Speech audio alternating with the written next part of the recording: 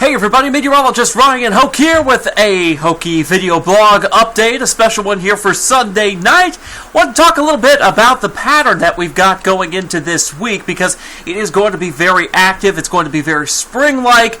Any sign of winter is waning very quickly as we move into a much warmer and a much wetter setup as we go throughout the next several days. In fact, guess what? Spring itself starts in as little as 13 days from now. I know I am planning to plant a nice vegetable garden this year, so I am jumping up and down about this. Only just several weeks away, really, until a lot of folks start planting that stuff out and putting things in the ground. Can you believe it? Yes, it is going by very quickly. Let's talk about what we've got going on here over the next 72 hours or so. The clouds roll in. We're going to see a cloudy overnight period. That's actually going to make our temperatures very stable overnight. We're talking about 45 degrees for maybe 4 or 5 hours through the overnight period. Then we may begin to rise somewhat toward dawn on our Monday morning. It's going to be dry on Monday morning, much warmer in the afternoon, 70, mid-70s on Tuesday. Can you believe that? Holy cow. And we don't have any rain to talk about on Tuesday. We've cleared out that rain chance. The system has pushed back about a half day or so when it comes to timing. So that's positive for folks who want to get some outdoor plans in before this happens. Otherwise, yes, several rounds of rain and thunder move in midweek and beyond. Current view from the Kentucky One Health Sky Track camera in South Louisville, Churchill Downs, looking toward downtown. Very nice out there. Good visibility, unlike this morning when we had some fog. Temperatures around 50 just to our south, upper 40s to our north and east. We're going to settle down another 8 or 9 degrees or so area-wide before we chop that off for the night and we go stable for the overnight hours. All right, so the clouds, they're moving in, and they're moving in a lot more aggressively than they had been earlier today. Did see some sunshine today. It was very nice out there. There's that big slug of clouds over eastern Illinois getting ready to move into southwest Indiana. These thicker clouds are going to be a feature not only of the overnight forecast, but Monday as well as we see those. Here's what we got going on across the eastern U.S. High pressure over southwest Pennsylvania right now. That's going to actually dip south and east over the next day or so. And that's what's going to be allowing for not only the warmer weather to move in, but also the cloudy weather as well. Basically, when you get one of these warm air moving in setups like this, you get what's called isentropic lift. And that gives you cloud cover and sometimes some very light sprinkles. So we may see that tomorrow morning in one location or two in southern Indiana. But I think for all intents and purposes, it's going to stay dry around here in wave country as we go throughout our Monday.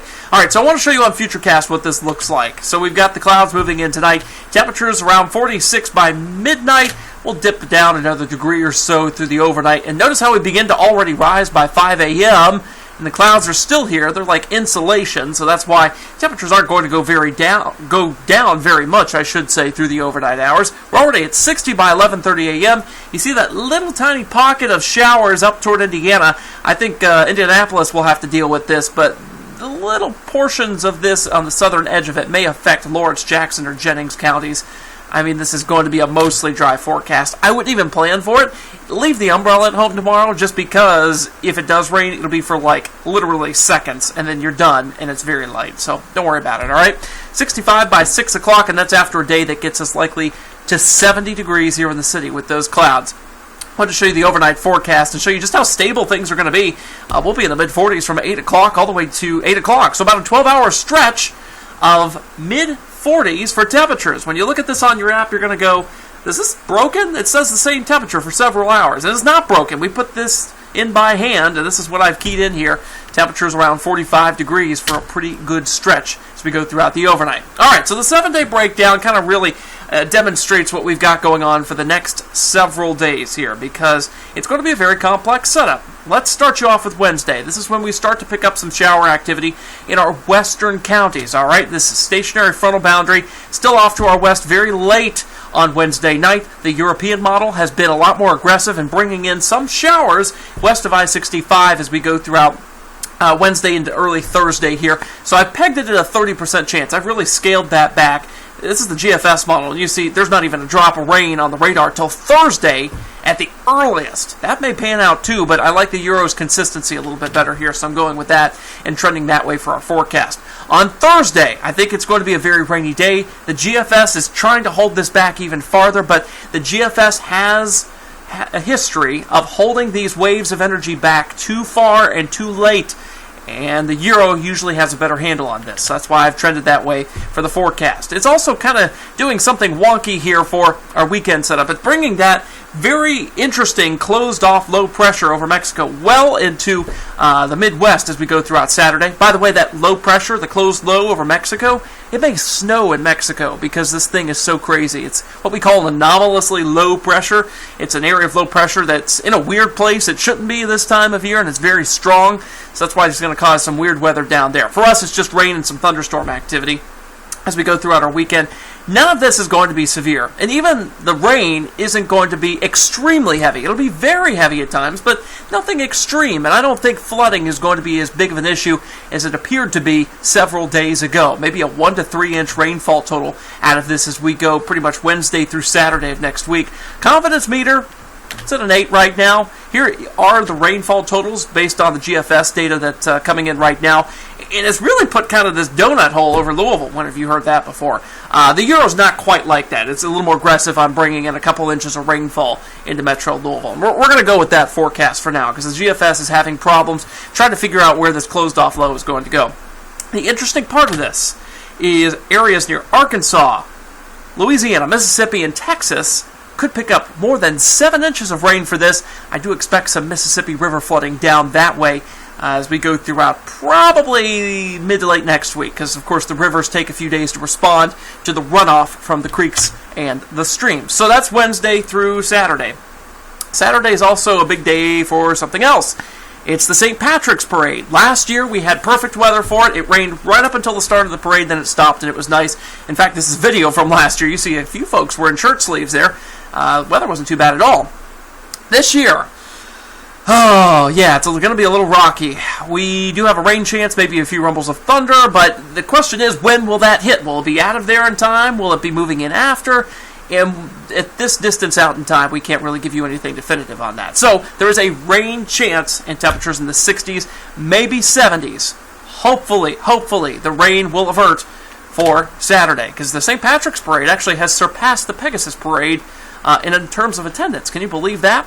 So our confidence meter still low at a 6 on that. Also, daylight saving time. We've had questions about this.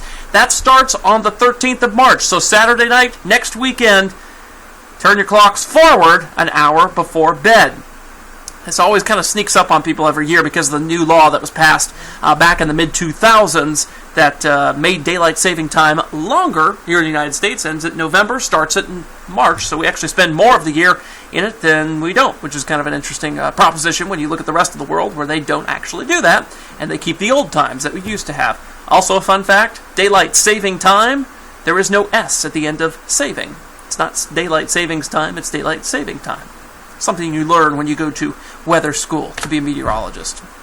One of those weird things. I put in a 60% storm chance for Sunday because I really do think that low moving through, that's going to be the last gasp of energy with the rainfall moving through the area. Okay, so earliest alert outlook, we've got 60s, one day in the 50s on the 19th, and then 70s on the 16th, so we're not going to be done with the 70s after this upcoming week. Wanted to share with you the GFS model as we go throughout that second week just to give you an idea. So this is March 13th, the backside of that area of low pressure moving through. And it's got a few showers here. I think that may be delayed just a little more. That's why I've kept the storm chance higher on Sunday. But after that, we move through a pretty tranquil period of weather here. Maybe some sunshine, some temperatures, of course, as you saw in the 70s. But another system approaches around the 17th or so. And that's going to give us another thunderstorm chance. That may be one of several waves of energy moving through that could give us these storm chances here. A very spring-like weather pattern taking hold as we see the warmer temperatures and the stormy pattern here in wave country. All right, folks, that's it for now. Brian Good is going to be in with you tomorrow morning on Wave 3 News Sunrise. He's filling in for a sick Christy Dutton, so you'll see his Storm Talk video blog likely in the morning, as well as his forecasts on air starting at 4:30 a.m. Otherwise, that's it for me. I'm here at 11 tonight, and then I'm out of here. I will see you folks next week.